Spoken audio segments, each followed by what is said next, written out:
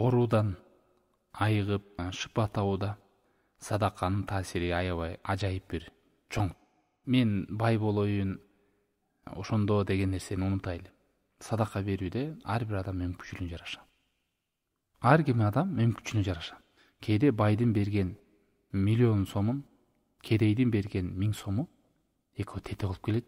Экөө барабар тең болот, же болбосо ашып кетиши мүмкүн. Бай үчүн миллион сом кандай көрүнсө, кедей үчүн 1000 сом ошондой көрүнүш.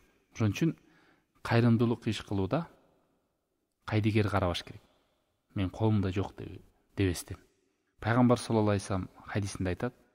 Бул хадис Хасан: "Дау мардакум би садака." Ооруңарды садака менен дарылагыла келген. Ибн Кайым рахимахуллах мындай дейт: "Фа инна лис-садака та'сиран ажибан фи даф'i анвa'ил бала." Чындыгында садака кылууда өтө бир ажайып таасири бар. Түрлүү түркүн балелерди жок кылууга ажайып бир чоң таасири бар.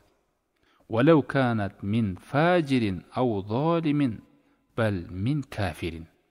Керек болсо бузуку адам болобу, залым адам болобу, жада калса капыр болсун.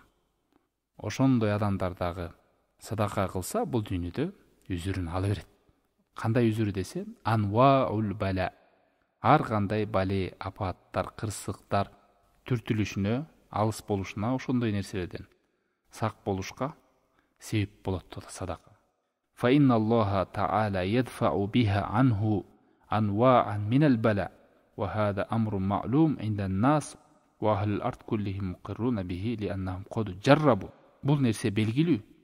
Аллах таалам садака кылган адамдардын садакасы менен көптөгөн адамдардан ар кандай кырсыктардан, балелерден сактайт. Бул нерсе белгилүү. Эмнеге бул нерсени практика жүзүндө кылып көргөн адамдарга маалым.